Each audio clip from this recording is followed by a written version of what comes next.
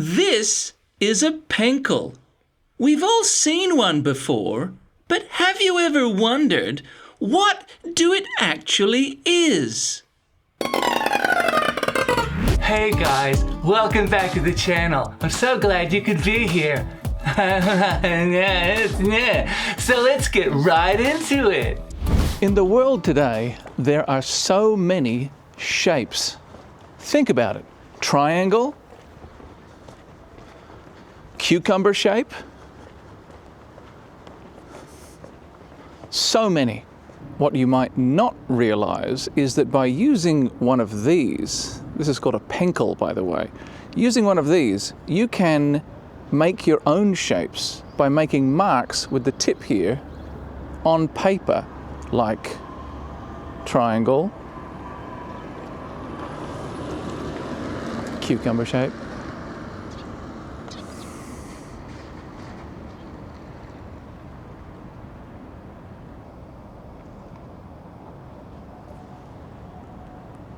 and using these shapes on a piece of paper, even coloring them in if you like. It doesn't even have to be the same color, it can be a different color.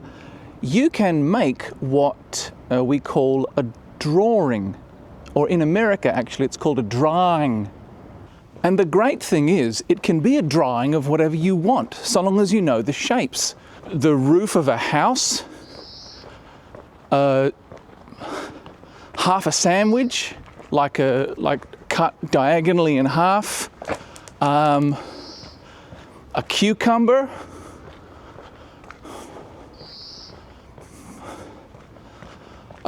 like so many, like a pickle, like a gherkin, a pickle, so many things, a zucchini.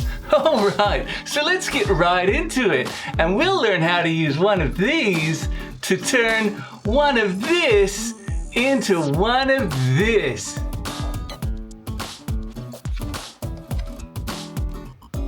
All right, so let's get right into it. It doesn't matter if it's good or bad, it's content.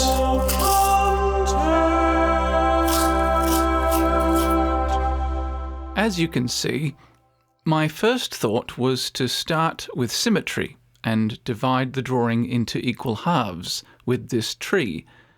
That looks shitty and boring, but it was a place to start before turning things lopsided and wonky. The tree still creates a frame for two different sections of the drawing, but there's more life and interest to it now. It's okay to start with something shitty, because once it's down on the paper, you can recognize what's shitty about it and imagine how it should be. People talk about a blank canvas. It's become an idiomatic expression suggesting boundless potential, but in fact, a canvas with a bit of shit on it has infinitely more potential than a blank one. It used to be perfect but dead. Now it's ugly but alive. The earth was without form and void. Then God said, "Let there be light." And there was light. And then God said, "Oh, that's a bit shit. That's not really working, is it?" But then he got some ideas, didn't he? That's the point. He made animals and trees and sin and the devil and misogyny, wild stuff, boundary-pushing stuff. You'd never get away with it these days. I'll tell you what, you could not make the cosmos these days. Human society, they'd never let you. Anyway, it's maybe not a masterpiece, but you know what else God said? He said, at some point, you've got to call it done. That's in the Bible. Important lessons for artists. And then he fucked off. That's in the Bible too. God fucked off and left us to it. So, it's still a work in progress, isn't it? And, you know, mixed results. But the outcome so far, in the here and now, dear viewer, is me making this lovely video for you. Writing this narration instead of thinking about writing it. Editing this footage that's well over a year old now instead of preparing to edit it. A blank canvas, no more. Patrick Alexander's world of content, picking up where God left off. Like and fucking subscribe. Something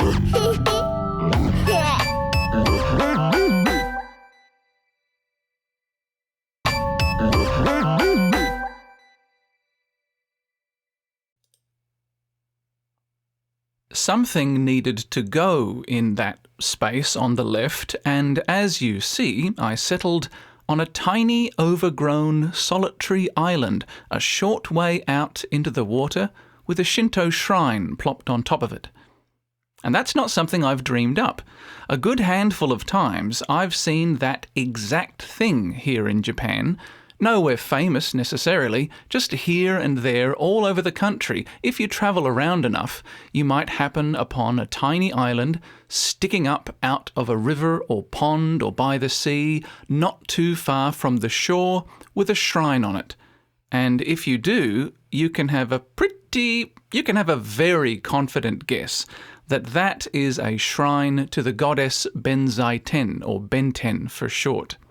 Yes, you can get matey with the gods and give them nicknames, although she's normally called Benten-sama, which is giving her a friendly nickname but then putting an extremely respectful honorific at the end of it. The Australian equivalent might be, Madam Benzo. Anyway, Benzaiten, or the Honourable Benziwenziwoos, is fundamentally a goddess of speech, as in eloquence, the arts, as in music and drawing, and learning. If that immediately resonates with you, welcome to the fucking fan club, and wait until you see how cool she looks. She's usually playing a biwa, but sometimes she's got a sword and a magic jewel, or a bunch of other rad-looking symbolic objects, and multiple arms, and sometimes she's just hanging out with a dragon, just super relaxed around each other, like maybe they used to fuck, but they're cool about it. Benten is also the only female member of Japan's 7 lucky gods, where her role as the patron of artists and performers is emphasized. Truly, she is heaven's own hot chick on bass guitar, just like the current lineup of Whitesnake.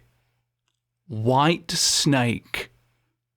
Anyway, she's a rock star, and by far my favourite of all the Japanese deities. Just like her shrines rise up from the surrounding water, so is Benzaiten herself eminent and outstanding in a sea of nature gods, gods of agriculture, and the never-ending hit list of gods that modern Japan has wrestled into being associated with business prosperity. Actually, I have to admit, Benten herself has also long been associated with wealth and fortune. Along with many other associations she has acquired or inherited or absorbed on her centuries-long journey across Asia. Thousands of years ago, in India, she was Sarasvati, a personified and deified river, hence the association with water. Sarasvati was adopted from Hinduism into Buddhism. Buddhism spread to China, and Chinese Buddhism spread to Japan via Korea. Once in Japan, Benzaiten was also adopted into the assorted local beliefs and traditions that we now call Shinto. This is a bit tangential, but it's interesting that both Hinduism and Shinto are what we might call ethnic religions or folk religions.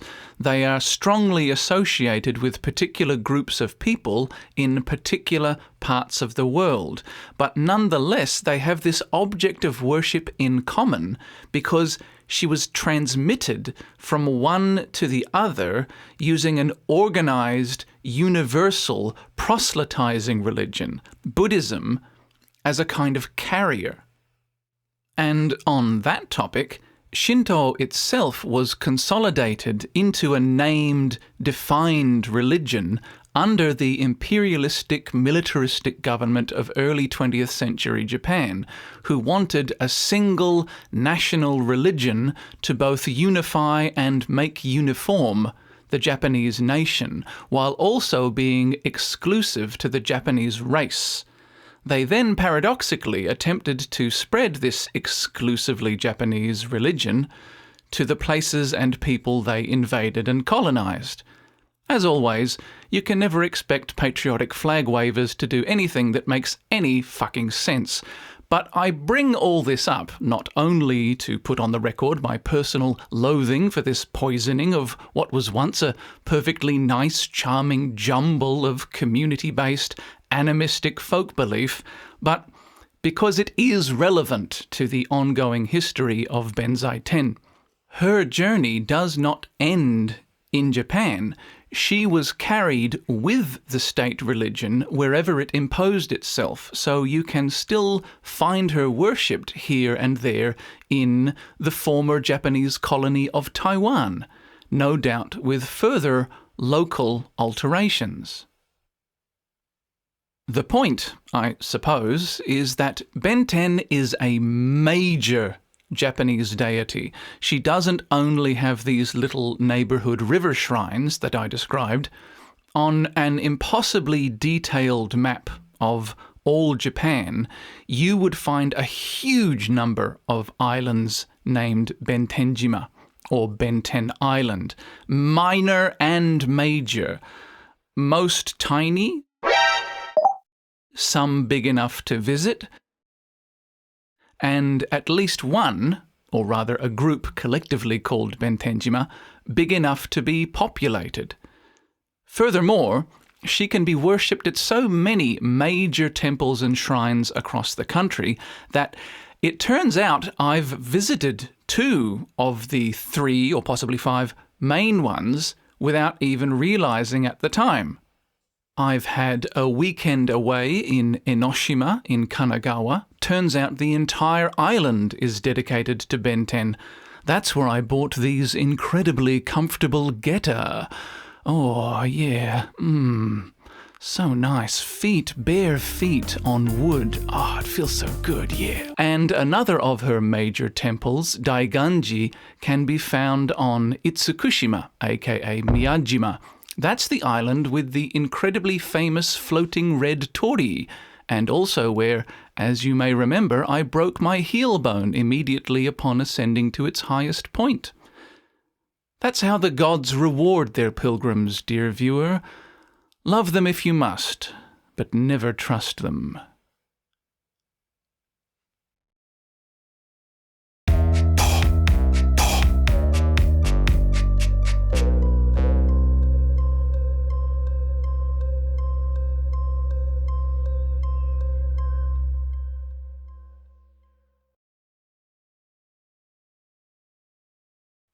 Do you find the colours of this drawing to be a bit garish?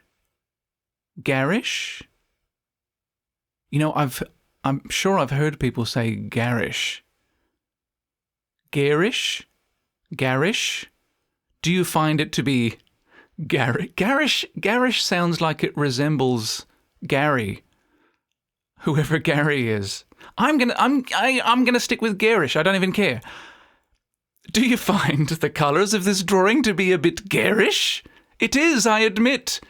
Extremely vivid, and deliberately so. I like to challenge myself sometimes with an unusual palette, just to keep things fresh.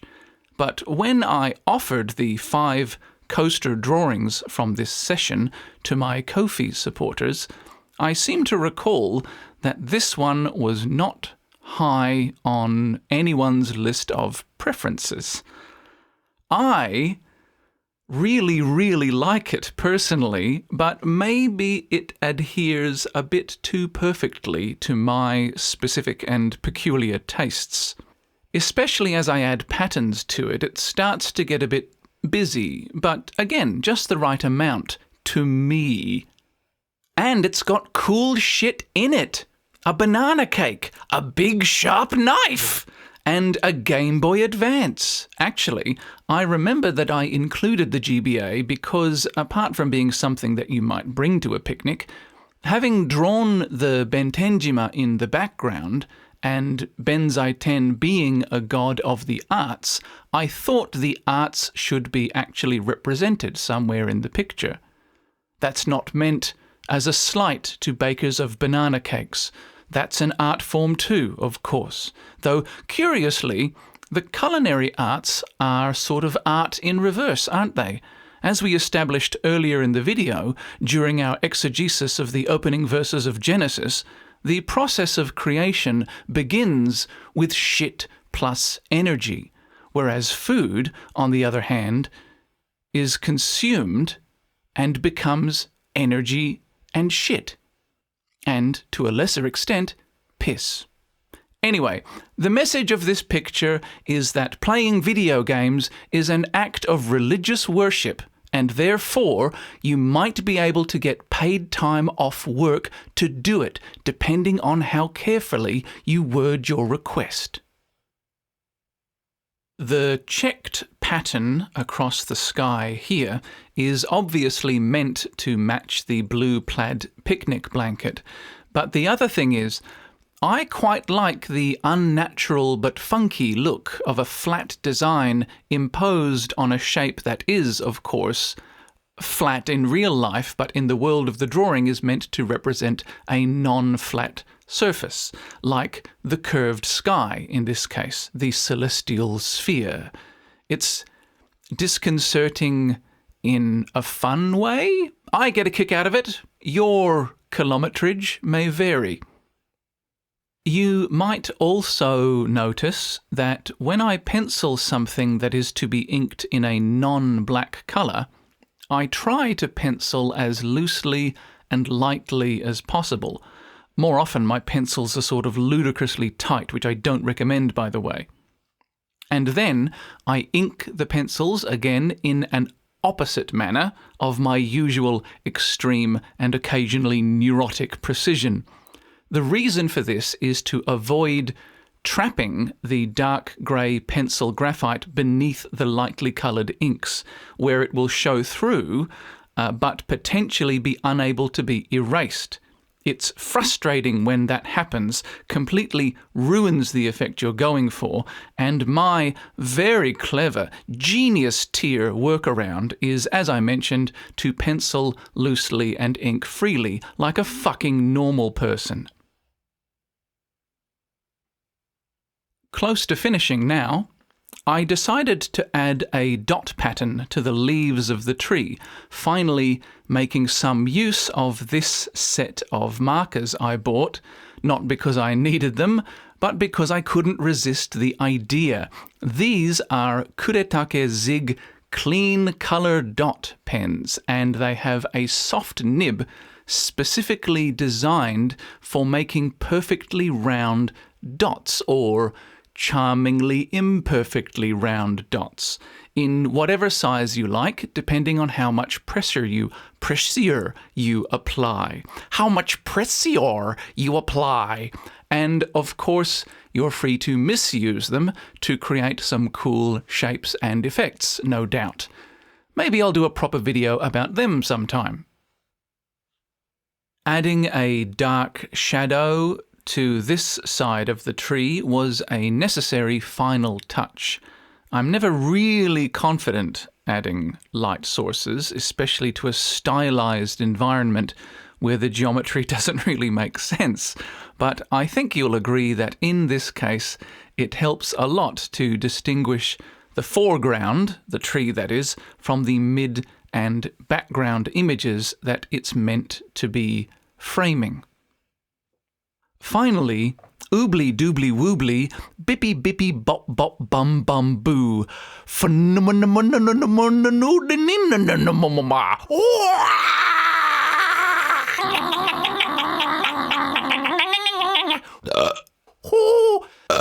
Squiddly bom bom. That's in the Bible too.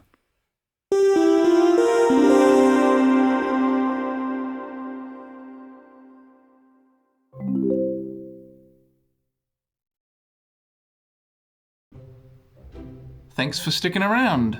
I hope you enjoyed watching me draw and listening to me talk and maybe learning a little something too. Maybe learning a little something too. Yes, I do indeed still have this very coaster. I drew 5 of them, but I only ended up needing to send 4. That's how many fingers I'm holding up there. As I upload this video, then, would seem to be a natural time to put this up for sale in my Ko-fi shop. How much should I sell it for? What price to put on it? I think ideally less than I think it's worth, but more than you think it's worth. So that way, either no one will buy it, or if someone buys it, no one's happy. That's really the best possible outcome we could want. Oh, and psst, while you're checking out my Ko-fi, that would be a great time to make a one-off donation or even become a monthly subscriber to support the channel, to support the project, this handsome project right here. Anyway, go have a look-see, matey materoo. As always, I mostly enjoyed making this video. You, I'm so sure, entirely enjoyed watching it, but that doesn't make us friends. Goodbye.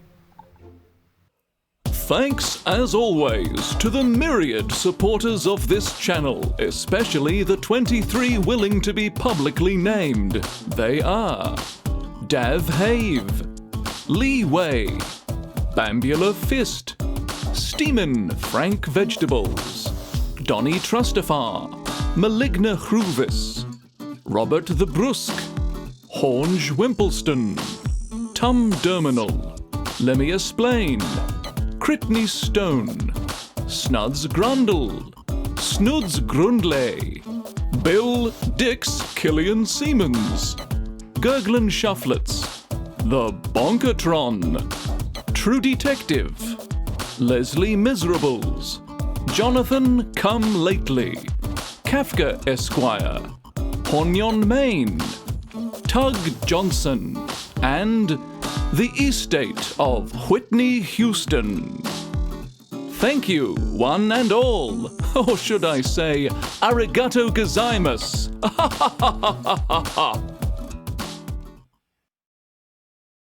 Ha ha!